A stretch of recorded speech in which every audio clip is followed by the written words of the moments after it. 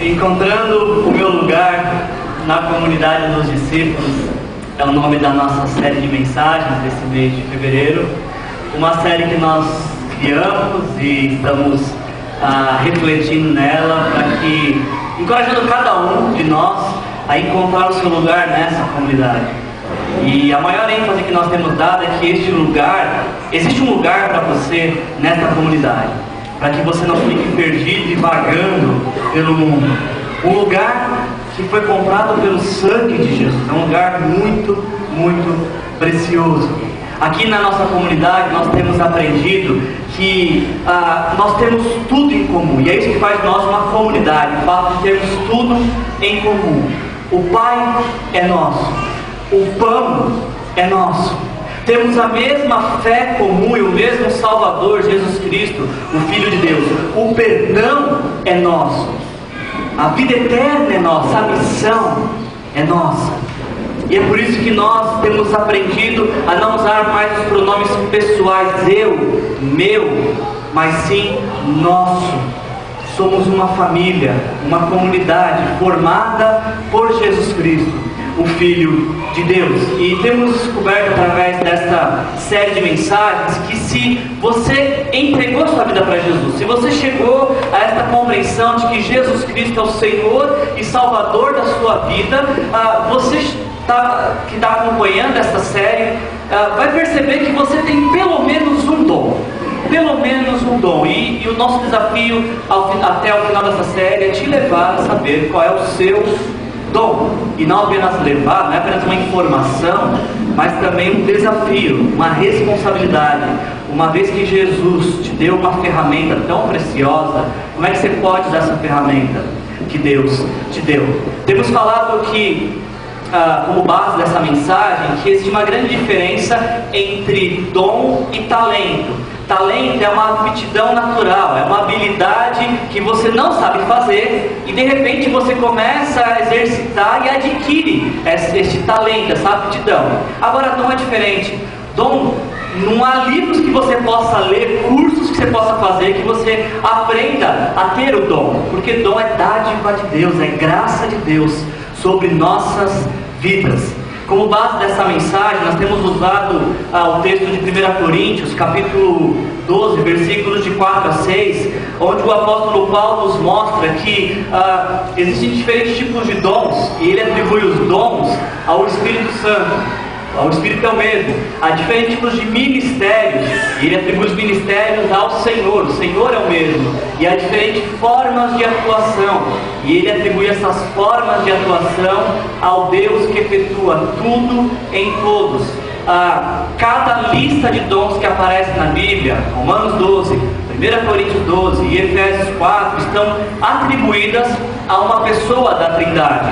Na semana passada nós vimos as formas de atuação, as ferramentas que Deus nos dá para usar na vida de outros. E hoje eu quero conversar com vocês sobre os ministérios, sobre aquilo que Jesus criou e designou na sua igreja. E para falar sobre ministérios, eu peço que você me acompanhe na leitura de Efésios capítulo 4. Nós vamos ler Efésios capítulo 4 e eu vou fazer uma leitura pausada, eu vou ler e comentar os versículos de Efésios. Encontrando o meu lugar na comunidade dos discípulos. Qual que é o seu lugar nessa comunidade? Vamos ver o que o texto de Efésios capítulo 4 tem para nos falar sobre este tema. Em Efésios capítulo 4, o apóstolo Paulo diz o seguinte: como prisioneiro no Senhor, rogo-lhes que vivam de maneira digna da vocação que vocês receberam. Sejam completamente humildes e dóceis, sejam pacientes, suportando uns aos outros em ou com amor. Façam absolutamente todo o esforço para conservar a unidade do Espírito pelo vínculo da paz. O apóstolo Paulo, ele começa esse capítulo do livro de Efésios escrevendo uma igreja, uma cidade grega chamada Éfeso. E pode parecer difícil de acreditar, mas em Éfeso, na igreja de Éfeso, tinham pessoas que frequentavam aquela igreja, que faziam parte daquela comunidade, mas que não viviam como pessoas que foram alcançadas por Jesus. Eles até diziam que eram da igreja, ou estavam na igreja, mas a igreja não estava neles. Eles não tinham uma vida que identificasse Jesus. E é por isso que o apóstolo Paulo não apenas pede, ele roga, ele clama, ele alerta seus ouvintes e fala: gente, para pensar um pouquinho. Para pensar um pouquinho no que Jesus fez por vocês.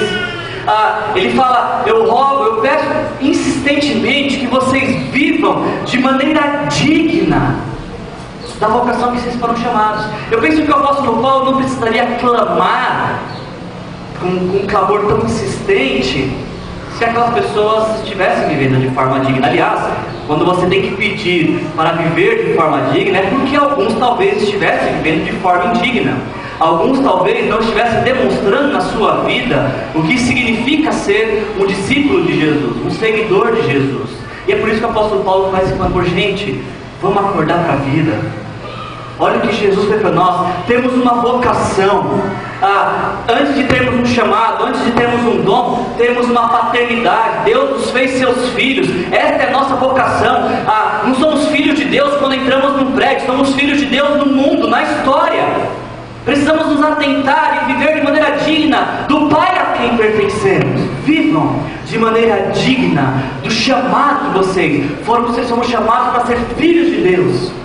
E um bom filho de Deus, na palavra do apóstolo Paulo, ele é alguém que é completamente humilde e dócil.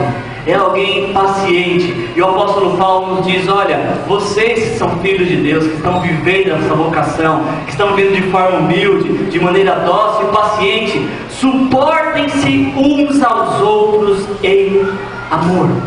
Essa palavra que o apóstolo Paulo aqui para suportar, não traz aquela ideia tipo: aquela pessoa é insuportável, eu não gosto de olhar para a cara dela. Deixa eu pensar em alguém insuportável, deixa eu pensar de exemplo. Não tem ninguém insuportável. Hoje não vai ter exemplo. Mas pense em alguém insuportável que você conhece. A ideia não é tipo: que insuportável, não aguento olhar para a cara dessa bênção. Mas tem que olhar, porque tem que se suportar. Não é isso que o apóstolo Paulo está falando. A ideia que o apóstolo Paulo usa, a palavra que o apóstolo Paulo fala de suporte, é de sustentação. É de quem dá apoio, é de quem, eu não sei se essa palavra é isso no português, mas de ombrear, é de colar ombro com ombro, para caminhar junto, unir forças. Então o apóstolo Paulo fala: olha, nessa vida comunitária de vocês, suportem-se, apoiem, dê sustentação um para o outro. E nós temos que fazer isso por um único e simples motivo. Por que nós temos que nos suportar? Por que nós temos que abençoar um ao outro? Por que nós temos que cuidar um do outro? Por que temos que viver em família? Por que somos uma comunidade? O apóstolo Paulo diria: porque há só um corpo e um só espírito, assim como a esperança para a qual vocês foram chamadas é uma só. Há um só Senhor, uma só fé, um só batismo e um só Deus e Pai de todos, que é sobre todos e por meio de todos e em todos. Quando nós nos reunimos, seja nas nossas células, ou seja aqui e na nossa comunidade, nós precisamos lembrar que a gente joga do mesmo time. O nosso gol é o mesmo, nós atacamos para o mesmo lado, nós não somos inimigos. Nós não estamos numa guerra de poder e de conquista para ver quem manda mais e quem obedece. A ideia não é essa. A ideia é que precisamos, como uma família, formar uma equipe que tem a mesma e única esperança. A esperança de que o Cristo que morreu por nós voltará para nos levar para viver a eternidade com Ele. E aí, como nós vimos na semana passada, o apóstolo Paulo diz que assim como Deus nos repartiu medidas de fé, o apóstolo Paulo agora fala que Cristo também repartiu algo entre nós, que Cristo também dividiu algo entre nós. O apóstolo Paulo diz que a cada um de nós, percebam, não é para alguns de nós. Em qualquer versão, nunca você vai encontrar para alguns de nós Deus nos foi concedida a graça. Não, é para todos, é para você, é para a sua vida, é para a sua história, é para a sua caminhada de fé, para todos nós, e a cada um de nós foi concedida a graça, o favor imerecido, conforme a medida repartida por Cristo. E por isso que foi dito: quando ele subiu em triunfo às alturas, levou muitos prisioneiros e deu dons aos homens. Mais uma vez aqui, a ênfase que é dada é que todo aquele que entrega a vida para Jesus recebe de Cristo pelo menos um dom. E é aqui nesse ponto que nós vamos começar a mensagem de hoje. Toda vez, eu preciso que você preste atenção nisso, toda vez que você lê na sua Bíblia a palavra dom, eu não fiz uma pesquisa em todas as palavras, mas na vasta maioria das vezes, a palavra dom usada na Bíblia é a palavra grega carisma, que deriva de caris, graça.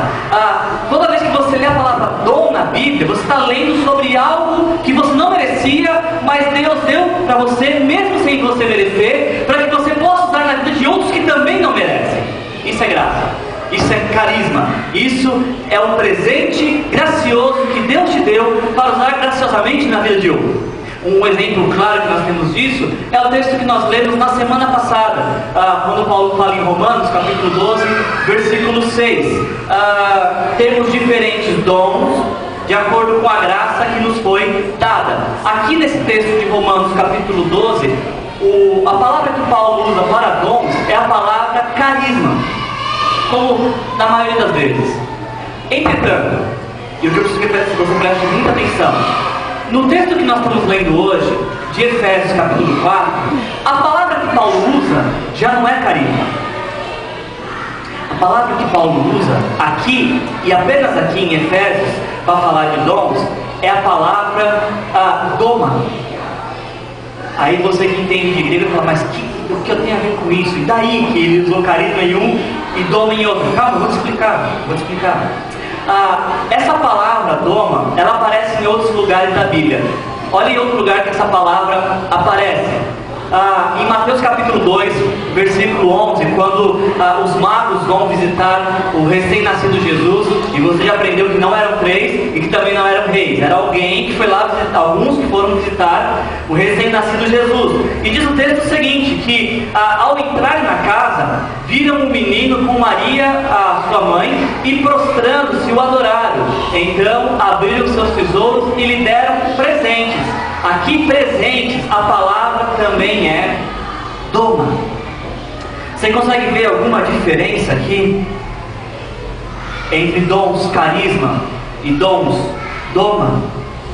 Quando nós estamos lendo Efésios capítulo 4, e quando nós estamos falando de dons, nós não estamos falando de ferramentas que Deus nos deu para usar na vida de outros.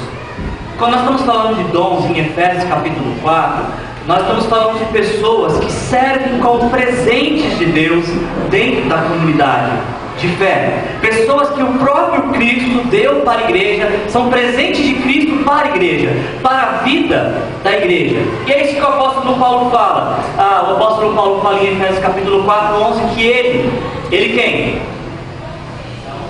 Vocês estão comigo? Ele quem? Jesus designou alguns para apóstolos, não todos. Jesus designou alguns, não todos, para profetas. Jesus designou alguns, não todos, para evangelistas. E Jesus designou alguns, e não todos, para pastores e mestres. Deixa eu gastar um pouquinho de tempo aqui com vocês nesse texto aqui. Muitos das comunidades de fé cristã, quando eles olham para esse texto, eles olham para esse texto e identificam neles níveis de hierarquia. É como se fosse, aparentemente, uma linha de autoridade ou uma linha de cargos que se desenvolvem. Então, a ideia é que a pessoa começa como pastor na companhia, ela chega humilde, e ela vai dar aula para a escola dominical, vai cuidar de jovens, e ela vai progredindo. E se ela for uma boa pessoa, ela ganha uma promoção. Ela passa a não ser mais pastor, agora é evangelista, está ficando uma coisa melhor. Se for alguém muito espiritual, se for alguém que tem revelação, se é alguém desse tipo de pessoa, aí ganha uma promoção altíssima, vira profeta. Aí vira aquela pessoa que os outros vão perguntar: o que Deus mandou falar para mim? Conta para mim o que Deus mandou falar. E o último cargo, assim, se for uma pessoa muito boa mesmo, vira apóstolo. E aí então se desenha uma linha de autoridade, que o apóstolo manda em todos, o profeta manda no evangelista e no pastor, o evangelista manda no pastor, e o pastor não manda em ninguém, porque está sem moral nenhuma. Alguns olham para esse texto e acham que se desenhou aqui cargos e hierarquia na igreja, e que parece ter um plano de carreira. Comece como pastor, mas contemple um dia ser apóstolo, ou como nós temos no nosso Brasil hoje, o pai apóstolo, que é o pai dos apóstolos. E daqui a pouco eu já falei para vocês que vão acabar inventando o semideus. Só que, embora eu respeite essa forma de ler as escrituras, não é assim que eu compreendo, não é assim que eu quero ensinar para vocês hoje à noite, por um único e simples motivo. O versículo seguinte, o que diz Efésios 4:12? Efésios 4:12 nos diz o seguinte, aliás, lendo o versículo 11 de novo. Efésios 4:11 diz que Jesus designou alguns para apóstolos, outros para profetas, outros para evangelistas e outros para pastores e mestres, com o fim, ou com a finalidade, ou com o propósito de preparar os santos, os cristãos, aqueles que se entregaram para Jesus, para a obra do ministério, para aquilo que precisa ser feito no reino de Deus, para que o corpo de Cristo seja edificado. Para que Jesus designou apóstolos? Para preparar pessoas para o ministério. Para que Jesus designou profetas? Para preparar pessoas para o ministério. Para que Jesus designou evangelistas? Para sair na rua e entregar panfleto? Não! Para preparar pessoas para o ministério. Para que Jesus separou o presente, pastores e mestres da igreja? Para preparar pessoas para o ministério. Percebam que não estamos falando de cargos, não estamos falando de hierarquia, estamos falando de pessoas diferentes, com formas de ensino diferentes, mas que contemplam um único objetivo. Qual é? Preparar os cristãos para o ministério. Esses quatro acabam funcionando como uma equipe, como pessoas que trabalham juntos com diferentes ênfases, mas com o mesmo propósito: conscientizar cada pessoa da comunidade. Existe um lugar para você na comunidade. E não apenas conscientizar, mas preparar, ajudar essa pessoa a encontrar o seu lugar no reino de Deus. Deixa eu detalhar um pouquinho, não é o que eu quero dar ênfase nesta noite, mas eu quero só detalhar rapidamente um pouquinho cada uma dessas formas de ensino. Por exemplo, quem ensina como apóstolo, aquele que recebeu o dom do apostolado e prepara os cristãos como apóstolo, ele tem como ênfase de ensino os fundamentos da fé cristã e da espiritualidade cristã. Aquele que recebeu o dom de apostolado, ele não trabalha com achismos, ele não trabalha com sentimentos, ele trabalha constantemente com a palavra de Deus. O foco dele sempre se volta para o que diz a palavra, para o que diz os princípios da fé cristã. Aquele que trabalha como profeta, aquele que recebeu o dom de profeta e ensina como profeta, parece que tem em uma mão o jornal do dia e na outra mão a Bíblia Sagrada. E olhando para o jornal e as manchetes e o que a cultura está clamando, ele encontra na palavra de Deus respostas para a cultura, respostas para a sociedade. Aquele que ensina como profeta, ele sempre vai despertar os nossos olhos para o nosso pecado, para a nossa omissão, para a vontade de Deus, para se tornar uma vida em santidade. O evangelista, muitos pensam que o evangelista é aquele que fala mais fácil de Jesus, é aquele que sai entregando panfleto, é aquele que fala que Jesus é para a sombra. Não é. O evangelista é alguém que está nos ensinando a centralidade de Jesus na cruz, da obra de Jesus na cruz. O evangelista, nós vimos essa semana na jornada, né, o exemplo de quem mesmo, gente? Do Felipe, né? Do Felipe, que ele leu a Escritura e buscou na Escritura um meio de levar a pessoa daquele ponto da Escritura até Jesus. E é este que, como ensina como evangelista, ele sempre olha para a Escritura e procura aonde está Jesus nesse texto bíblico. Como é que eu posso ensinar para essas pessoas, com o meu dom de evangelista, que Jesus morreu e ressuscitou por elas, para que elas possam ter vida eterna?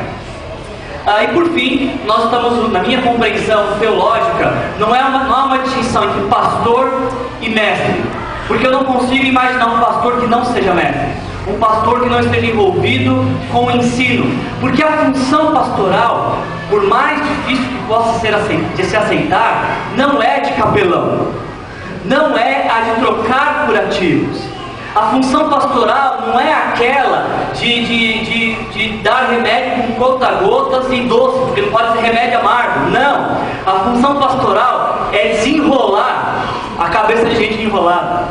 A função pastoral é mentorear, direcionar, discipular, tutoriar pessoas na sua vida cristã. É preveni-las e ao mesmo tempo alertá-las da sua vida com Jesus.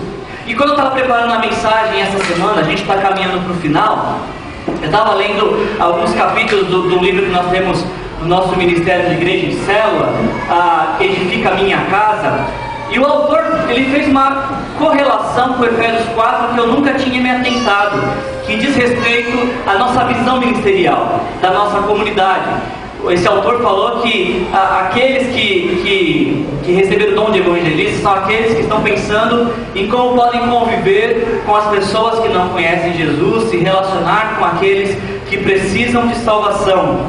Aqueles que receberam o dom de apostolado são aqueles que estão olhando para frente, para a formação de pessoas, na formação de novos discípulos. Aqueles que receberam o dom de pastor e mestre estão voltados para dentro, para a comunhão, para a preparação das pessoas e o encorajamento em sua caminhada e jornada de fé. E aqueles que estão olhando, que receberam o dom de profeta, estão sempre olhando para cima, em como nós podemos crescer mais na nossa fé e na nossa caminhada cristã. Esses nossos banners estão em final de confecção e em breve nós vamos imprimir e espalhar por nossa comunidade, para que todo domingo, quando você chegar aqui, você se lembre de conviver com alguém que não conhece Jesus, de discipular e ser discipulado, de encontrar um parceiro em oração e de estar constantemente praticando as disciplinas espirituais, para que possamos crescer na fé. Partindo para a nossa conclusão dessa reflexão, eu acelerei um pouco porque eu quero gastar mais tempo aqui na conclusão, e eu queria chamar a atenção de vocês para uma palavra nesse texto que ela é central. Ela é central para a nossa compreensão. Se você entender o que diz essa palavra, você vai compreender toda a mensagem e esse texto de Efésios, capítulo 4. Porque o apóstolo Paulo nos disse que todos esses presentes de Deus, o apóstolo, o profeta, o evangelista, o pastor e mestre, eles foram presentes dados por Deus à igreja, dados por Cristo à igreja, com a finalidade de preparar você para o ministério. Então não se incomode se um dos nossos apóstolos, profetas, evangelista, pastor e mestre não te deixar sentadinho, quietinho, e ficar incomodado com você sentado e querer te encorajar a fazer alguma coisa. Não se incomode, não é culpa deles. Você pode reclamar, mas reclama com Cristo que colocou eles nesse lugar, porque é a função deles. Essas pessoas vão estar te encorajando. O que está na tua vida? Como é que você tem se envolvido com o ministério? Como você tem servido? Agora, algo que marcou muito a minha preparação e que eu queria compartilhar com vocês é a palavra que o apóstolo Paulo usa aqui para preparação. A palavra que o apóstolo Paulo usa aqui para preparação é a palavra catartizo. Catartizo. E sabe onde a gente encontra essa palavra na Bíblia?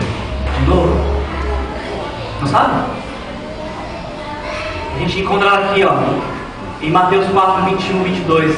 Indo adiante, viu outros dois irmãos, Tiago, filho de Zebedeu, e João, seu irmão. Eles estavam num barco com seu pai Zebedeu, preparando as suas redes. Aqui está novamente a palavra catartizo. Eu não sou pescador e não gosto de pescar, e não consigo me imaginar sentado por horas sem fazer absolutamente nada, esperando a linha balançar. Então eu preciso da ajuda dos pescadores aqui presentes. Eu sei que temos alguns pescadores experientes aqui presentes, e eu preciso de ajuda de vocês, mas não para contar a história, tá? Eu preciso de ajuda de vocês, da experiência de pescaria de vocês. Pescadores aqui presentes e outros que estão aqui conosco, me digam por favor, para que serve uma rede de pesca?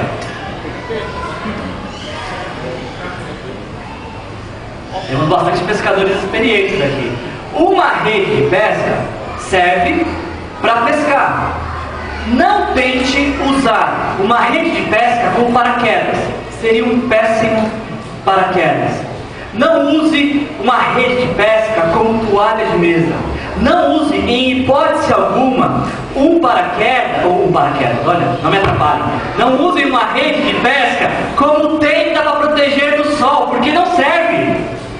Uma rede de pesca só tem uma única finalidade, que é pescar. E como que uma rede de pesca ela é formada? Uma rede de pesca ela é formada por muitos e muitos nós. E se apenas um desses nós se desfaz, toda a rede está comprometida, porque ela depende da firmeza dos seus nós. Eu fiquei maravilhado de ver que o apóstolo Paulo usa a palavra catartismo para falar da nossa preparação no ministério. Porque quando eu descobri que essa mesma palavra foi usada para falar da preparação de Tiago e João nas redes de pesca, isso me fez pensar que o trabalho pastoral ele é muito parecido com a preparação de uma rede. O trabalho pastoral também consiste em dar nós firme na sua vida, para que você tenha consistência na sua caminhada da fé cristã.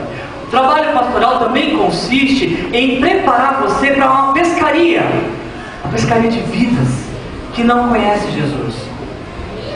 Qual que é o grande problema que nós enfrentamos na nossa caminhada pastoral? É que muitos cristãos não querem ser preparados para o ministério. Eles querem ser preparados para ter uma vida vitoriosa, eles querem ser preparados para ser felizes, eles querem ser preparados para alcançar bênçãos, eles querem ser preparados com argumentos para tentar convencer Deus daquilo que Deus não quer fazer. Muitos cristãos, não estou falando de todos, mas muitos, eles vão até a comunidade de fé na expectativa de ouvir algo que alegre seu coração e que faça a sua vida mais feliz. Mas poucos são aqueles que estão lá no banho, tomando banho, escolhendo a roupa, pensando: o que é que eu vou ouvir hoje que vai me preparar para a semana inteira para o ministério, para aquilo que Deus me chamou para fazer? Nós podemos até fazer uma pesquisa. Quem aqui hoje está lá no banho? Espero que vocês tenham tomado banho. Se não tomaram, tomando quando voltar. Quem daqui estava em casa assim, se preparando, falando: Deus, como é que o Senhor vai me preparar hoje para o ministério de segunda-feira? Não precisa levantar a mão, mas a gente pode fazer essa pesquisa e pensar: quem se pensou nisso quando veio para cá hoje? E mais, uma grande dificuldade que nós temos no ministério pastoral é que muitos cristãos não querem nós, querem lacinhos. Querem lacinhos que os deixem bonitinhos, confortáveis, gracinhas. O grande problema é que pastores não sabem dar lacinhos. Eles até tentam, às vezes são péssimos em dar lacinhos, porque não é o ofício deles. Quando um pastor tenta dar lacinhos para deixar cristãos bonitinhos, ele está indo contra a sua essência pastoral. Ele está indo contra o seu chamado pastoral. Nós temos muitas dificuldades no ministério. Eu espero que nessa noite Deus esteja encorajando as nossas vidas, a cada um de nós, a encontrar o nosso lugar na comunidade dos discípulos. Eu quero concluir nosso tempo aqui com um vídeo. É um vídeo super curto, mas, e por ser tão curto assim, eu peço que você preste muita atenção nessas imagens aqui.